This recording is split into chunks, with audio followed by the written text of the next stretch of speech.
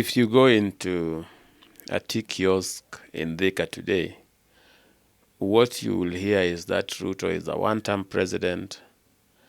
Come 2027, we will teach him a lesson he will never forget. Sisi ndio tulimweka hapo, sisi ndio tutamtoa. Even if you go to online platforms, the sentiments from the Mount Kenya voter is the same.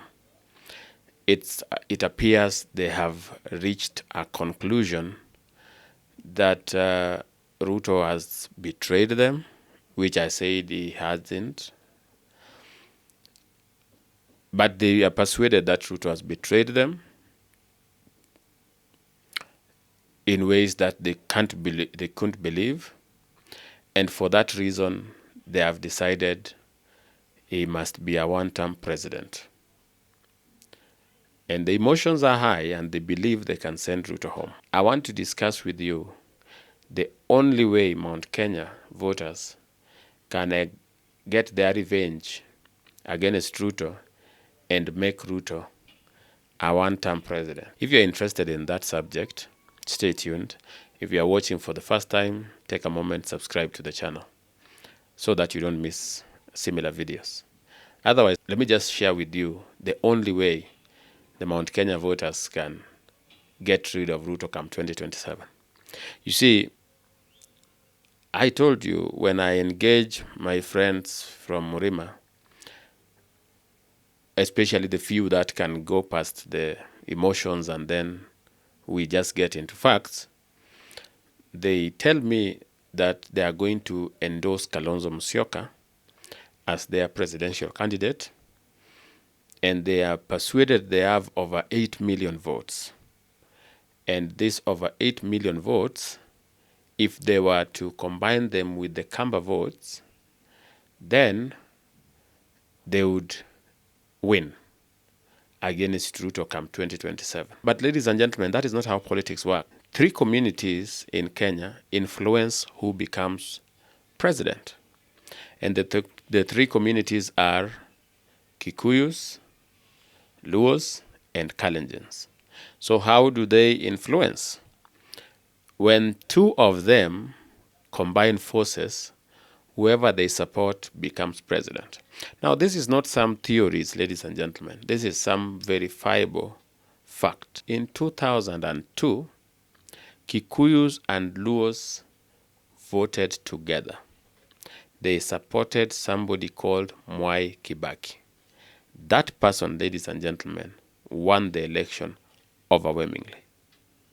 You can't contest that. In 2007, Luos and Kalenjins were together. Of course, they won the election. That is why Kibaki was being sworn in at night. They won the election. Kibaki simply stole that election. If you want to know that I'm not making up things, Uhuru Kenyatta went for Ruto. You know why? Because he knew that if Kalenjins and Kikuyus came together, whoever they supported was going to be president. And that is what has happened so far. Kalenjin and Kikuyu were together in 2013. They produced a president. In 2017, they produced a president. Uhuru tried his level best to convince Kikuyus to join with Luos so that they produce a president. Kikuyus refused in 2022, and they remained with Kalenjin, and they produced a president.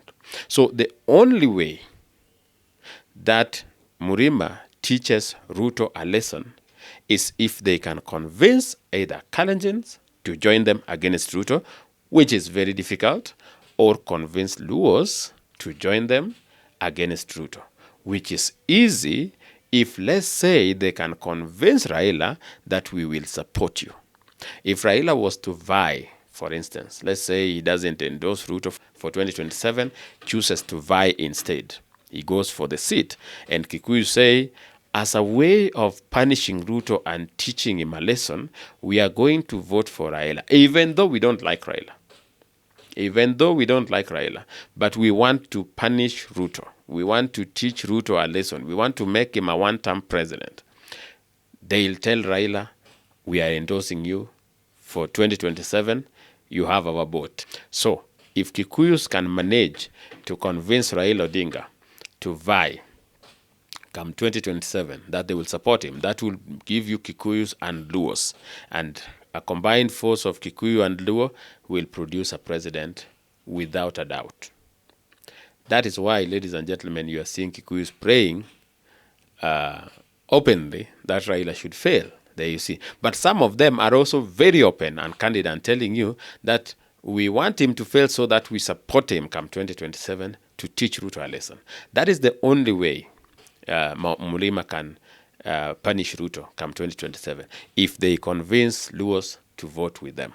And Luos are not going to vote with them without Raila saying so. So either they convince Raila to endorse Kalonzo Musyoka, which is very difficult, but not improbable.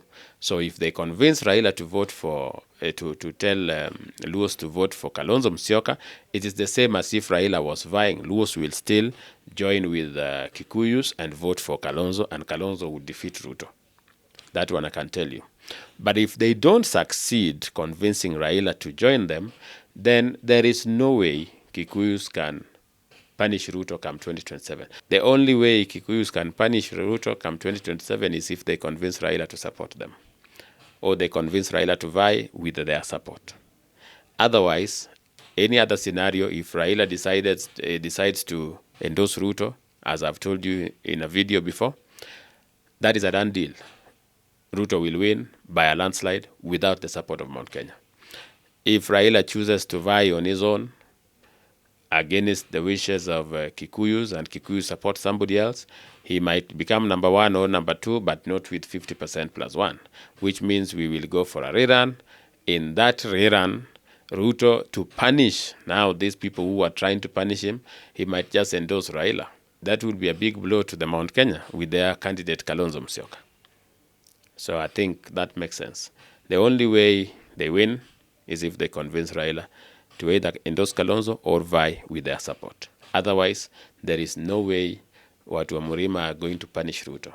Forget this issue of we made you, we will destroy you. No, it doesn't happen like that.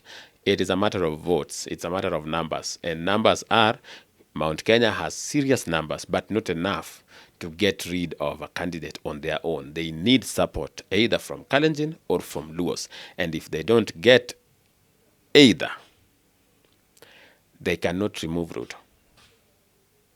So they need that support, either from Luos or from Kalenjins. And if they don't get either, they lose. In the grand scheme of things, they will be in the opposition come 2027. I think that was just a brief explanation coming from a question a friend asked, I think in the comments of one of the videos. Otherwise, if you found this useful, let me know. Drop a like, drop a comment, share it with friends, and let's meet in the next video.